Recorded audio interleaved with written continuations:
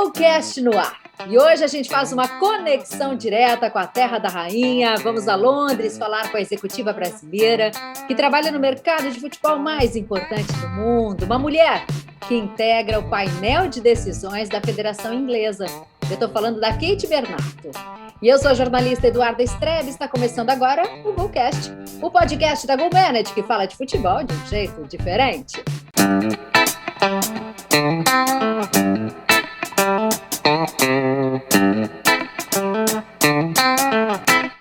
Já se inscreveu no nosso canal? Estamos no YouTube como Golcast GoManage. Toda terça tem um episódio novinho para você. Se inscreve e acompanhe. Participam do Golcast o presidente da GoManage, Luiz Henrique Nunes, o jornalista Norton Capel e a direção é de José Pedro Villa-Lobos. Deixa eu ir à Inglaterra. Alô, Kate, tudo bem com você? Seja muito bem-vinda. Olá, muito prazer, muito obrigada. É um prazer estar com vocês aqui. Que legal. Vem cá, sei que o fuso horário é diferente, tem muita coisa curiosa que a gente está aqui querendo saber. Agora, me conta primeiro, como é que você foi parar no futebol, essa paulistana que saiu do Brasil, foi para Londres e não voltou mais? Conta para a gente. Futebol, já estou há quase 20 anos no futebol. Futebol é aquela picadinha que a gente leva e não sai nunca mais. No Brasil, há quase 20 anos, eu tive uma passagem muito rápida pelo Pinheiros, pelo Corinthians, mas na parte de jornalismo. E logo depois vim para a Inglaterra, tempos depois vim para a Inglaterra e comecei a trabalhar com intermediação. Comecei a trabalhar fazendo o mesmo trabalho para amigos no Brasil, aqui na Europa. E logo depois disso comecei a fazer alguns cursos na própria FEI e fui estudando o mercado, fazendo network, e hoje nós temos uma empresa aqui que faz gerenciamento de carreira de atletas, nós trabalhamos com branding e também com produção de eventos. Agora recentemente, nós agregamos ao painel de decisões da FEI, que é um painel bastante importante. Nós somos um grupo de 15 pessoas dentro do Reino Unido, e com muito orgulho, assim, somos a única empresa brasileira a representar os brasileiros na IFEI. Que legal, porque eu vi no teu Instagram ali, fiquei curiosa, né? Fui dar uma checada ali, vi você com o Edenilson, vi você com o Mauro Silva. Então, você atua hoje também como agente. Começou assim, até você abrir a empresa? Esse foi o start? Começou assim. Quando eu vim para cá, eu já tinha deixado alguns amigos da bola, né? E aí eles sempre me pedindo algumas coisas aqui da Europa, e comecei a fazer as ligações das pontas, né? Entre Brasil e Europa, e foi assim mesmo que começou. E hoje atuo como intermediação também. Kate, muito obrigado por estar conosco. Norton Capel, eu falo de Porto Alegre. É uma honra recebê-la aqui, e diante aí do que tu estás nos contando, eu sempre leio muito e procuro me informar muito sobre o futebol inglês. E essa tua condição, né, de poder, de alguma forma, fazer parte do painel da federação mais antiga do futebol mundial e que tem uma representatividade gigante, toda a origem do jogo está aí na Inglaterra, né, do futebol moderno, enfim. O que realmente a Kate faz nesta questão da Federação Inglesa de Futebol? Primeiro, Norton, um prazer. Muito, muito obrigada pelo convite. Talvez não são todos que sabem, mas, na verdade, o futebol nasceu aqui, né? O futebol, na verdade, foi criado para distrair os funcionários de uma empresa. Na verdade, só quem fazia esse esporte eram a elite, que tinha tempo de praticar o futebol. E aí o pessoal da elite trouxe para dentro de suas empresas, na hora do break, o futebol para entreter os funcionários. E aí, nesses breaks, foram surgindo os campeonatos, os torneios. E então nasceu o futebol. E a gente, como nós brasileiros, achamos que o futebol nasceu do Brasil, porque é a grande paixão, né? Nossa, Brasília, a gente tomou para a gente esse esporte. O Penta, né, Kate? O Penta deu essa condição também, exatamente, né? Exatamente. E, basicamente, a nossa função dentro da FA é quando há algum assunto pertinente, alguma decisão a ser tomada, eles convocam essas pessoas, colocam um assunto em pauta, e aí é estudado, enfim, há algumas reuniões em cima do tema, e depois vai por votação. E aí nós participamos da votação, e aí entra ou não na legislação determinados temas. O último assunto que foi bastante relevante foi algumas questões sobre dentro dos estágios. Então, sempre quando tem alguns assuntos relevantes, contratação o número de contratação, né, recentemente o Brexit, né, que houve mudanças relevantes na contratação de atletas, também foi uma decisão tomada entre os conselheiros. Então, assim, são temas importantes que precisam ser votados de forma democrática, eles trazem para os conselheiros, e aí a gente decide, enfim, entre a gente, faz toda uma reunião, e, na verdade, é sempre decidido em cima do que é o melhor para o futebol, sem dúvida nenhuma. Kate, porque tem uma questão também que é importante, eu sei que o Luiz está louco para perguntar, mas eu vou aproveitar aqui e vou continuar. Eu sei que também o futebol inglês tem uma característica muito clara, assim como outros países aí da Europa, que é a divisão entre a liga, né, que comanda o campeonato nacional, e a federação, que comanda a seleção, e essa questão mais da legislação do jogo, que é diferente do Brasil, onde a CBF hoje concentra todas as demandas e todas as decisões. Isso é tranquilo nesse dia a dia entre a liga inglesa, entre os profissionais e a Federação Inglesa de Futebol? Dentro do possível, sim. É óbvio que sempre há uma convergência aqui e outra ali, mas isso é bem discutido e resolvido.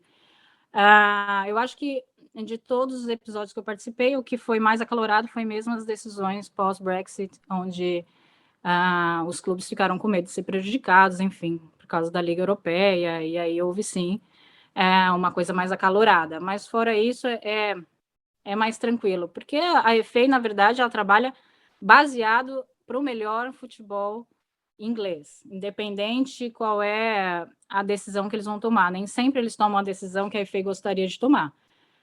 Mas é bem democrático, ouvem bastante os clubes, ouvem também muito os torcedores, e aí sempre decidido em cima do que é o melhor para o futebol. Alguém sempre sai triste, né? Não tenha dúvida. Eu fico louco para perguntar, e o Norton sabe disso, porque o Norton ele adivinha, ele rouba as minhas perguntas, ele já roubou a primeira pergunta, né?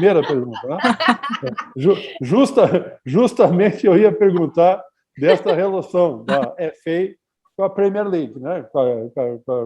Que a Premier League, quando as pessoas que acompanham futebol, mas não em detalhe, eles veem futebol através da Premier League. Eles não sabem exatamente qual é o papel da FA em cima disso. E o papel da FA, até por ser a mais antiga, já foi muito mais importante, desde criar até as primeiras regras do futebol, né? Foi a própria FA que criou. Né?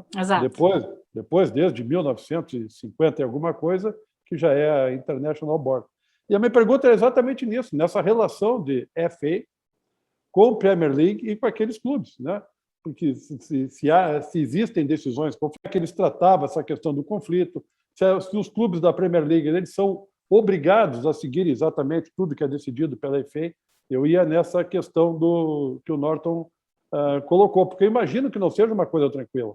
Né? A própria Premier League correu risco há pouco tempo com a criação da Superliga. Né? Exatamente. Da Europa, né? Quer dizer, a principal liga da Europa querendo se associar com outros grandes clubes e trocando uma Champions League por alguma coisa maior. Essa relação, por mais democrática e mais conversada que seja, ela imagino que deva haver muito conflito, porque a Premier League tem os maiores clubes e os demais giram ao redor da FA. Imagino que seja isso. Exatamente. Diferente da relação com os clubes, né, que foi a linha que o Norton seguiu, existem interesses diversos pela Europa. Então, é óbvio que a Premier League ela vem mais forte, mais pesada em cima da FA, defendendo os seus próprios interesses, e que não há problema nenhum.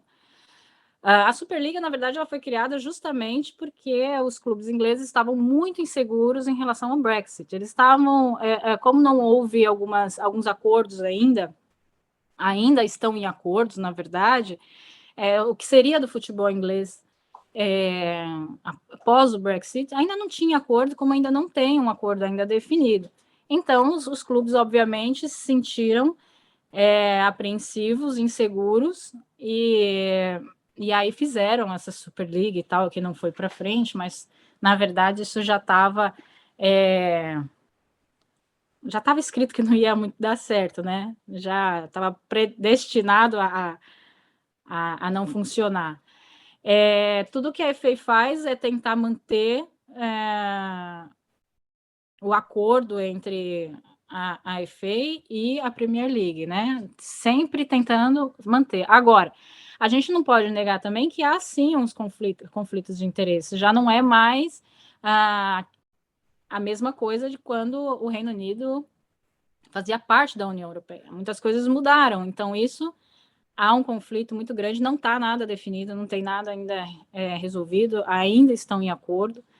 E para 2022 eu acredito que deva mudar algumas coisas, nada muito significativo, porque eles querem mexer o menos possível, mas que vai haver alguma mudança, isso provavelmente vai. Eu só queria, para os nossos espectadores, telespectadores e ouvintes, esclarecer essa questão, Kate, do Brexit, porque tem uma questão que envolve aí a questão da quantidade de jogadores estrangeiros na Inglaterra. Se tu puderes explicar isso até para que a gente possa esclarecer bem, porque hoje a legislação da Inglaterra permite que os times tenham um número indeterminado de jogadores estrangeiros, né? Tem caso clássicos de times que entram sem nenhum jogador inglês nos 11 titulares. Esse é o ponto da Primeira Liga, da Premier League, teriam que jogar com maior número de jogadores ingleses. Essa é a discussão. Exatamente. Bom, na verdade já mudou né? Já há algum tempo que isso mudou. O que acontece? Antes, qualquer jogador europeu poderia ser contratado, não havia problema nenhum, ilimitado, não tinha problema nenhum. Diferente do brasileiro, né? Que tinha um limite de contratação. Hoje em dia, o europeu compete a mesma vaga do brasileiro. Então, são 7 atletas por temporada que cada clube pode contratar. Ou seja, aquele espaço que o brasileiro tinha para ser contratado por um clube europeu, inglês, é o mesmo espaço que agora o europeu tem. Então, ficou um pouco mais complicado e difícil para o brasileiro, não tenha dúvida disso. Diminuiu o número, antes era 11, agora são só 7 por temporada, e é uma das coisas do qual os clubes, de maneira geral, também não estão muito felizes. Porém, eles têm uma característica inglesa que eles usam muito, muito mesmo os atletas daqui, né? Eles, diferente da gente aí no Brasil, né? Nós temos a matéria-prima pronta, a gente só aperfeiçoa e vende. Aqui não, aqui eles fabricam atletas, né? Eles estão ficando, tanto é que os números comprovam isso. Nós estamos quase aqui igual ao Brasil, em vendas de atleta. Isso quer dizer que estão formando muitos atletas, bons atletas aqui. Então, eles querem usar muito o que eles estão fabricando aqui, o que eles estão criando aqui. Porém, eles também não querem perder a liberdade de contratar atletas europeus ou brasileiros, seja lá quem for. Então, diminuiu. Agora são 7 por cada temporada. Eu ia perguntar se ela tem esses números de cabeça ou poderia nos passar com relação às vendas, e qual é a visão hoje dos ingleses com relação ao futebol brasileiro? Bom, futebol, primeiro os números. Os números eu posso te passar até depois, aqui já passo atualizado para você. Mas eu já passo Legal, já, tá? Legal. E sobre os jogadores brasileiros, é o que a gente exporta de melhor, assim, falando de qualidade, do produto de qualidade do qual a gente exporta. Então, só que é um peso para os atletas, né? Os atletas, quando eles chegam aqui, eles já chegam com esse peso de ser brasileiro. Então, assim, quando o time ganha, o time ganhou. Quando perde, é porque o brasileiro jogou mal. É mais ou menos assim, né? Porque o brasileiro já carrega essa responsabilidade dobrada de ser um bom atleta. Então, a visão é sempre a maior possível. Mas isso nem sempre é bom para o atleta, né? Todos os jogos com o atleta tá bom, né? Mas o brasileiro também não carrega um peso da questão comportamental? Carrega também.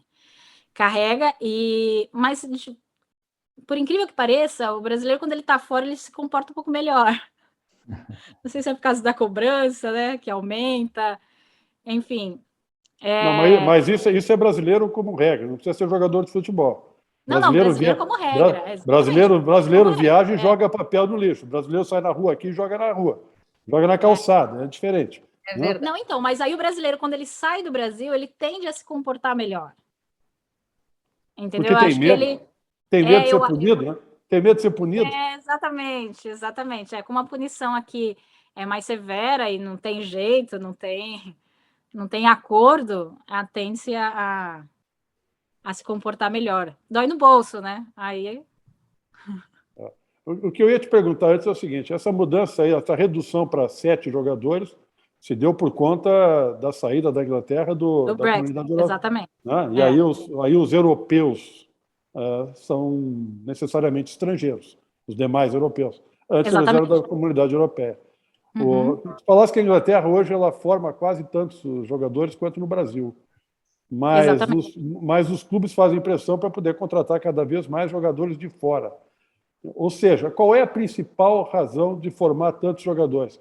Não me parece ser para colocar na equipe principal, né, no profissional e para que se dispute. Me parece mais uma questão até de negócio. Ou a minha impressão está errada? Não, está certíssimo. Primeiro que o inglês tem isso, né, de ter o melhor sempre, de ter o melhor produto em tudo. Né? Eles já carregam culturalmente isso neles. Então, eles querem ter a liberdade de querer comprar o melhor produto, seja ele qual for. E também exportar o melhor produto. Então, eles querem fabricar muito bem, querem comprar muito bem, eles querem ter essa liberdade. Então, é negócio. Ou seja, eles não aproveitam tanto essa imensa quantidade de jogadores que eles formam nos seus clubes, nos seus times titulares. Né? Eles têm vendido bastante. Eles têm vendido bastante. A Inglaterra tem a vontade de ser a melhor em tudo, mas a Inglaterra ela tem a maior liga do mundo, mas a seleção inglesa ela ganhou uma Copa do Mundo. Não é um pouco também por questão destas políticas, né? Por que os clubes usam estrangeiros? Ou seja, não abre espaço para formação e qualificação e para dar experiência aos jogadores ingleses. Está me dizendo, né? Está nos dizendo que os jogadores que são formados em grande quantidade agora, muitos são para ser colocados no exterior e não para serem aproveitados internamente.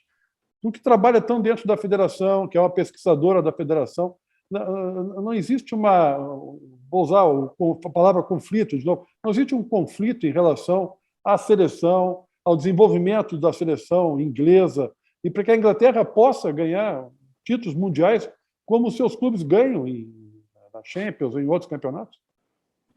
Olha só, assim, aproveitar, eles querem aproveitar, mas não tem espaço para todo mundo, essa que é a realidade.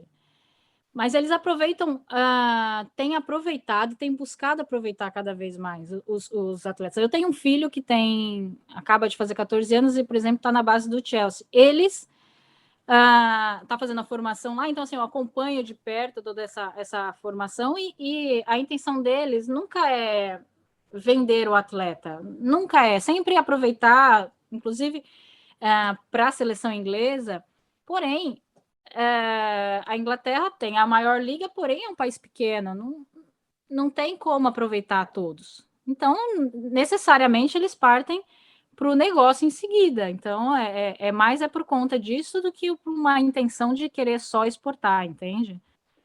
Até sobre isso, Luiz e Kate e Eduarda, eu estava vendo agora aqui, nessa temporada que começou, as 4 maiores contratações do futebol inglês foram de ingleses, contrariando um pouco essa questão de buscar jogadores fora.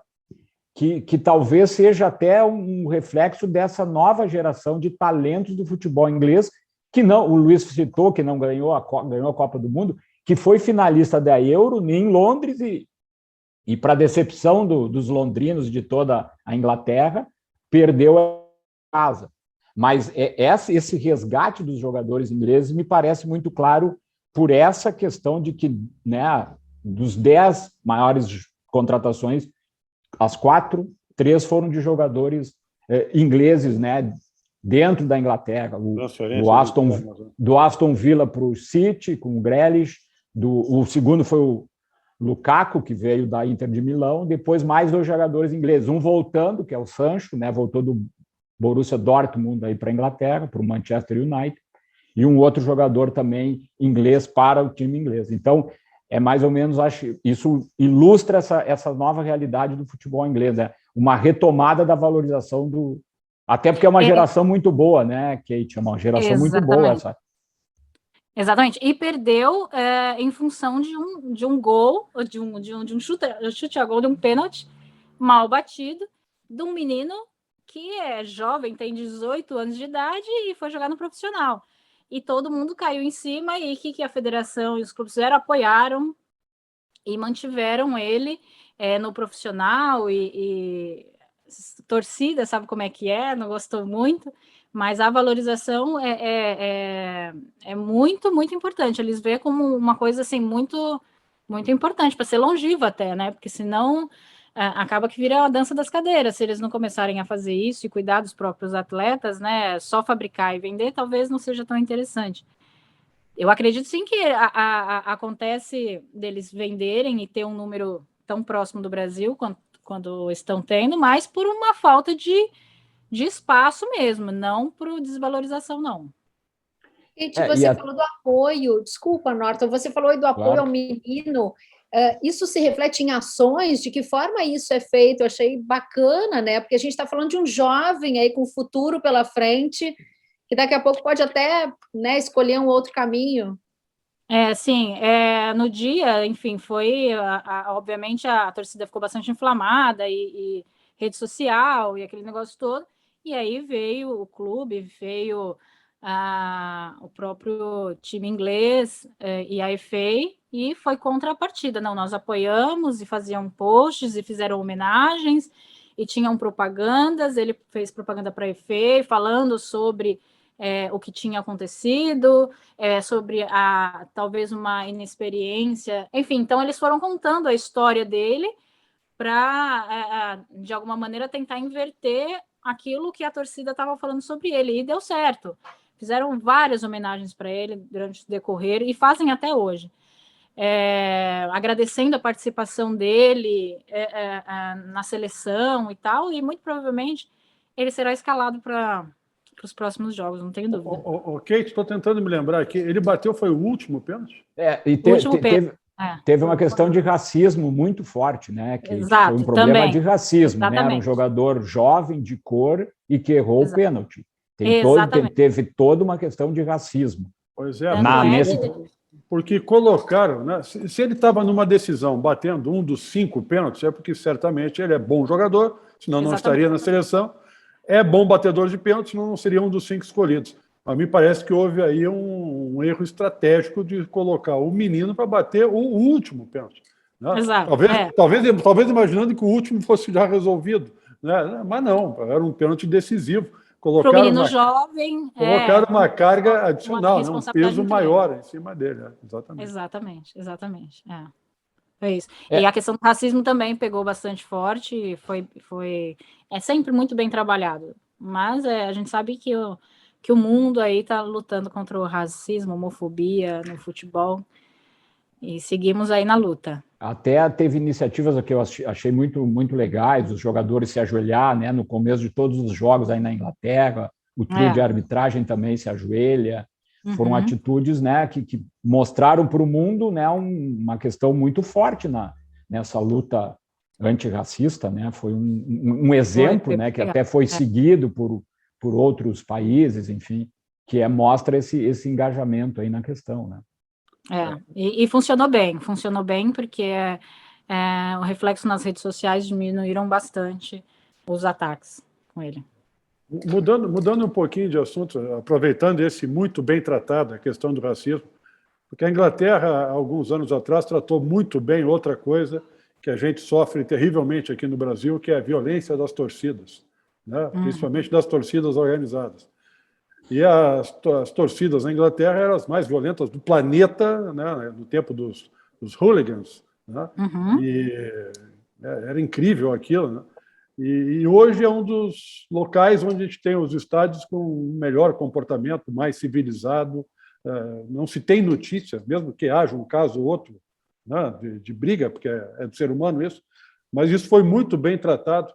E tu está na Inglaterra há 20 anos, né? Ou mais um pouquinho? Não, quase 15.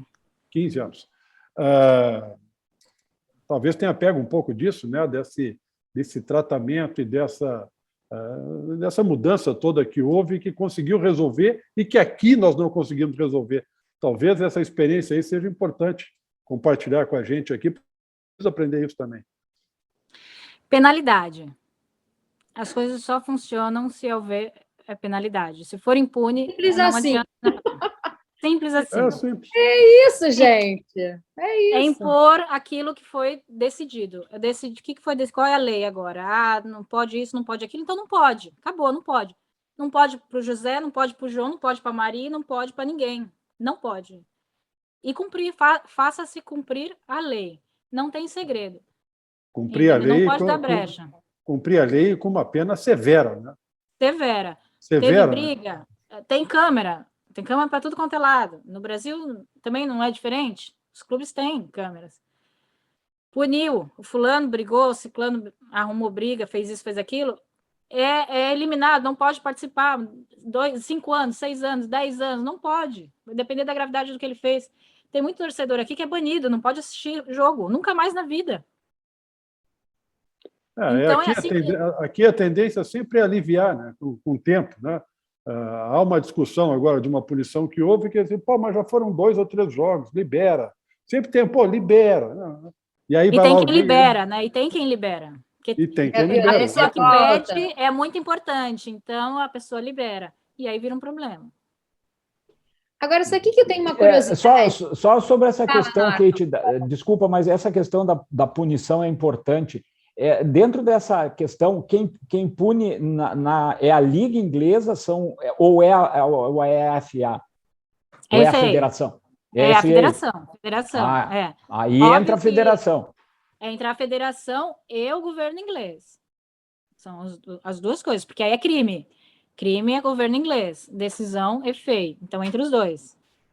Interessante isso, porque isso, por exemplo, eu não sabia que isso, a questão, quando vai para o crime, sai da alçada da liga e vai para esses... interessante. Isso é muito importante. Aí realmente já muda de figura, né? Porque a tendência é que os clubes, para se protegerem, passariam a mão, né? E um libraria aqui, depois o outro lá. Muito interessante. Mas isso é o lógico, né, Norton? Porque uma coisa para ser considerada crime em algum país tem que ser uma lei do país, da Constituição do país. Né? Justiça desportiva não pode mandar ninguém para a cadeia. Não pode. O máximo que ela pode fazer... é uma contradição, porque se é crime, é crime. Exato. Tem que ser tratado como crime. Independente se é no esporte, independente se é numa empresa privada, numa empresa pública, dentro de casa, é crime, tem que ser tratado como crime. Porque quem determina o que é crime é o governo daquele país. São as leis daquele país. Quando uma federação, uma confederação, um tribunal desportivo, ele não tem força para dizer que tal coisa é um crime. Quem vai dizer que é um crime é quando sai da jurisdição desportiva e vai para a lei penal do país de verdade, que é o que a Inglaterra faz e pode punir. Aqui não pode. Né? Acho que aqui o estádio também virou uma terra de ninguém, né? O pessoal vai para lá, extravasa, coloca suas frustrações para fora, volta para casa feliz. Não, gente, não pode fazer qualquer coisa. Exatamente. Não pode bater no coleguinha. Então, assim, é mínimo isso, né? A gente não está falando de nada além do que deveria ser cuidado, né? O que deveria ser normal, né? O que não está errado, está errado. Como uma coisa simples. Muitas vezes a gente acha uma coisa bastante complexa e aí o inglês fala, mas isso é simples, é sim ou é não, entende? Exatamente. Agora vem cá, Kate, me conta, como é ser uma mulher de negócios na Inglaterra e especificamente no futebol? Eu tenho essa curiosidade. Então, você sabe que aqui é até... eles gostam dessa participação feminina. E quando você fala... Óbvio que os números aqui são um pouco maiores da participação de mulher do que no Brasil. Eles já estão um pouco mais acostumados, mas quando aí você diz... ontem mesmo, estava retornando para cá, e aí fui passar meu passaporte na imigração, né? Aquele automático... E aí eu não conseguia passar, e o agente migratório veio falar comigo. E você estava onde? Eu falei, no Brasil. Só no Brasil passeando, eu não estava trabalhando. Você trabalha com o quê? Com futebol. E eles acham o máximo, sabe? Que legal. Eles gostam, eles acham o máximo e tal. Óbvio que os números nem se comparam, aos homens no futebol, obviamente, mas nós somos muito bem vistas, assim, sabe? Nunca senti nenhum olhar ruim em relação a isso. Agora, é óbvio que a gente está sempre, todos os dias, tentando provar que a gente é tão competente quanto, sabe? Existe isso em qualquer lugar do mundo, mas não pelo fato discriminatório, não. Nunca senti isso. É mais pelo fato cultural mesmo, de ser um esporte muito masculinizado e tal, e o mundo agora está olhando isso de uma maneira diferente, não tem dúvida. Agora, infelizmente eu tenho que dizer que tem muito preconceito velado por aí. E muito mais, assim, eu vejo muito mais no Brasil do que em outros locais, talvez pelo fato do atraso mesmo cultural, e que é normal. Eu vejo um avanço, tá? Em muitos eu vejo um avanço, mas ainda vejo uma dificuldade de aceitar isso. Na linha da Fale, curiosidade... meninos, fale, meninos. Os três falaram ao mesmo tempo, isso é uma beleza. Que tem muita coisa para perguntar, a gente fica nervoso no partidor. Vai lá, Luiz, depois eu retorno. Não, eu ia perguntar, a Kate está há 15 anos na Inglaterra, esse tempo todo trabalhando com futebol, mas ela é CEO da IB Productions and Management, né? Que, se não me engano, é uma empresa da metade de 2019, né? Fundaste essa empresa em junho de 2019. O que tu fazia até então?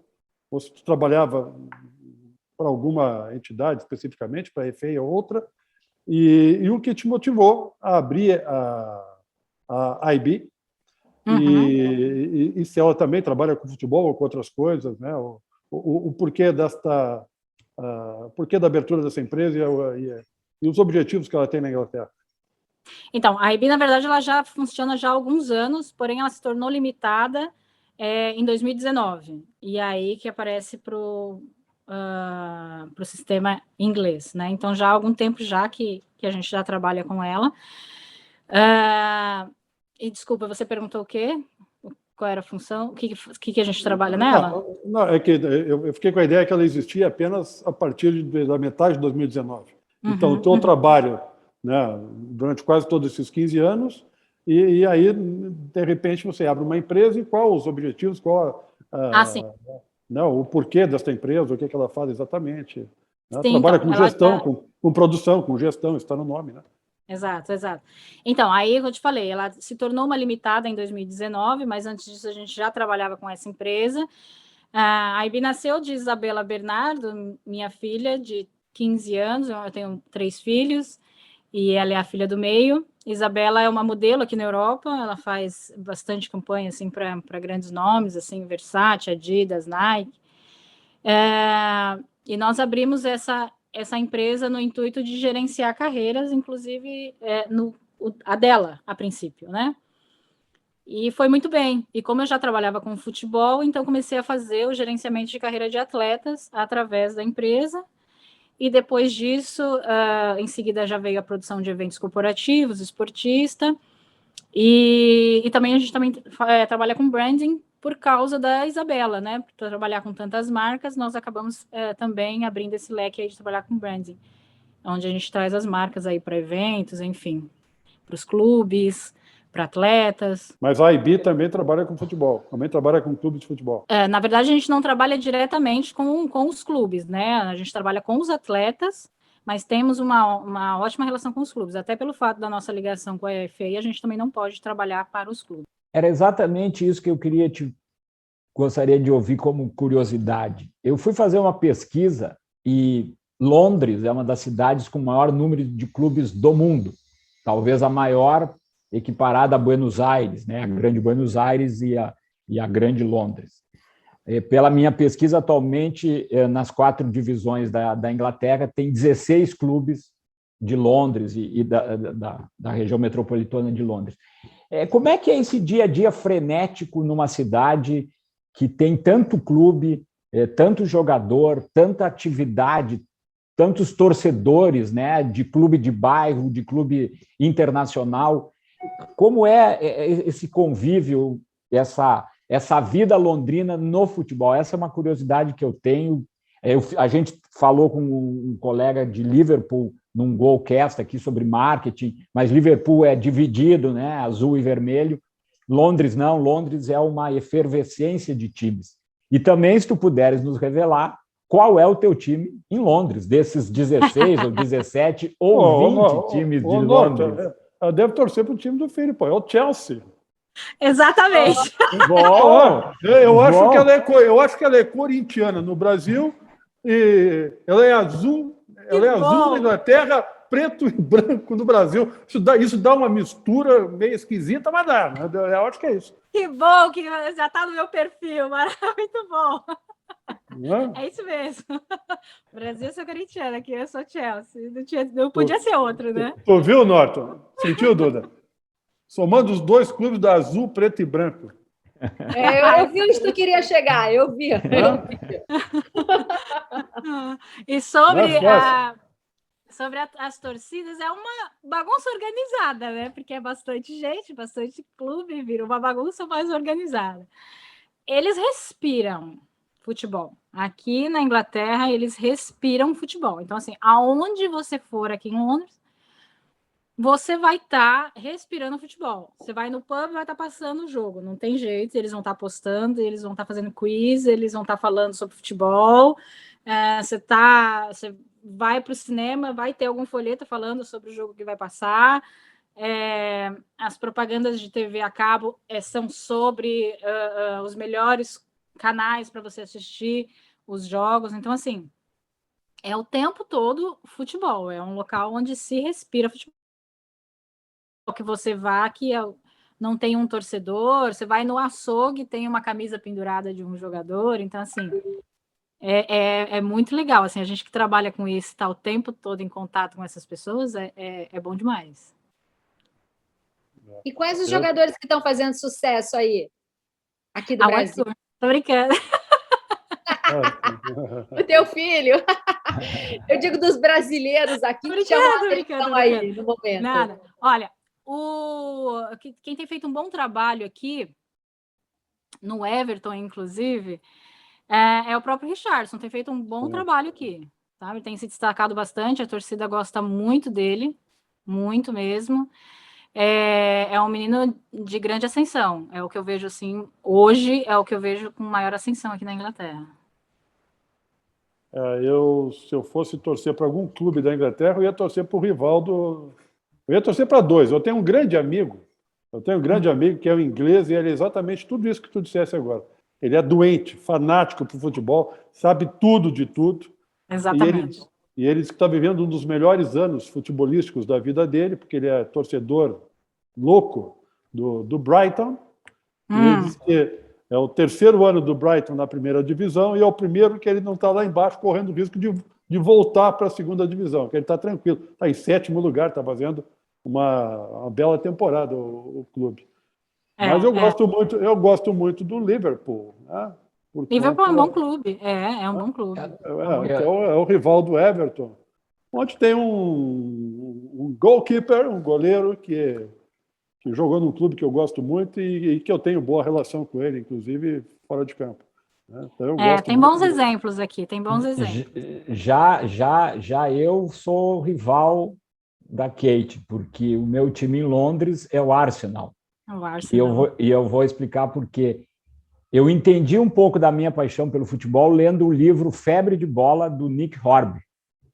Ali eu consegui entender por que essa paixão do futebol é algo tão avassaladora. E o Nick Hodge era um torcedor, ou é um torcedor fanático do Arsenal, dos piores momentos do Arsenal, quando o Arsenal não ganhava nada. E ele descreve essa história, a trajetória dele como um torcedor de ir ao estádio de uma forma soberba. Então, o meu time em Londres é o Arsenal. Mas eu queria te aproveitar. Mas é um bom clube também. Mas hoje vive numa fase bem complicada, né? Mudou o estádio, né? Fez talvez algo maior que a perna, está passando por uma série de dificuldades, tanto é que até perdeu o protagonismo aí dentro do campeonato inglês e não consegue nem chegar às taças europeias. Essa rivalidade Chelsea-Arsenal é a maior aí de Londres ou é outra, entre Tottenham ou alguma outra? Eu acho que Tottenham e Arsenal é muito maior. É mesmo? As torcidas são mais inflamadas. O que as pessoas não sabem, né? Assim, quem acompanha o futebol acha que o Chelsea nasceu grande, é um clube grande há muitos anos. O Chelsea é um clube jovem e é grande há pouco tempo. Essa que é a verdade. Exatamente, é isso. Não, o Chelsea não tem nem de perto a tradição que tem o Tottenham e tem o Newcastle. Exatamente. O Arsenal, perdão, o Arsenal, tu falou. O Arsenal e o Tottenham. Eles não têm nem de perto a tradição que esses dois têm. O Chelsea é jovem e é grande há pouco tempo. Exatamente, é isso mesmo.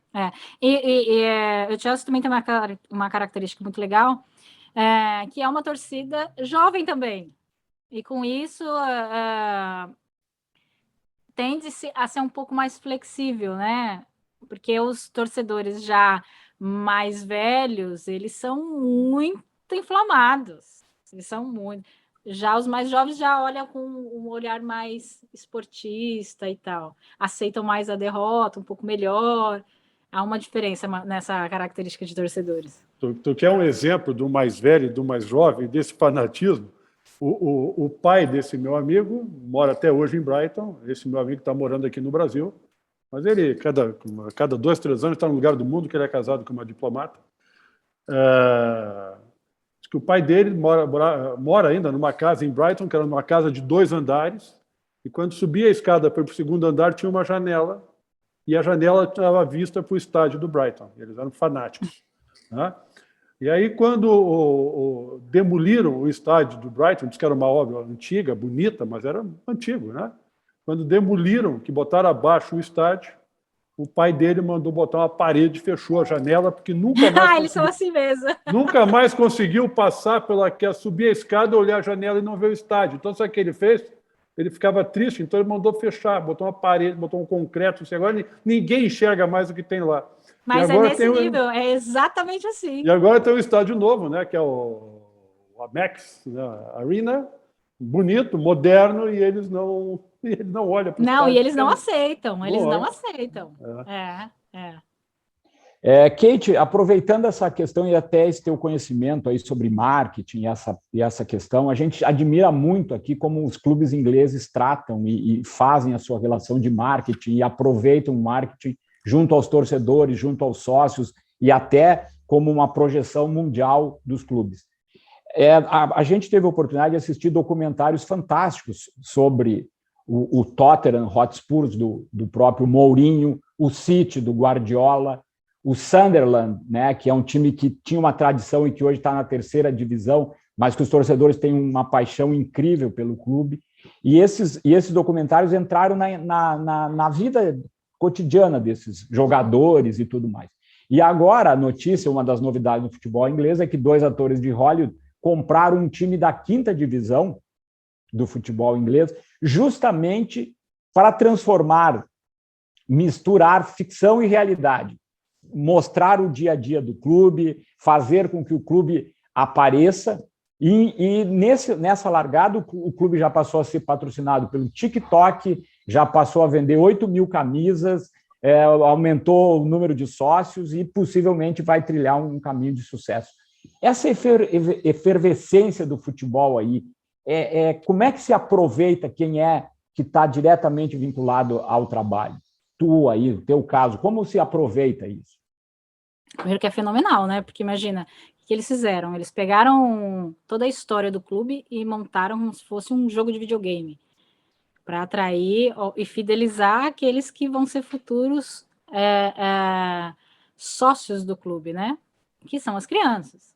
Então, eles fidelizam a criança para que futuramente eles possam ter aí mais um torcedor para o clube.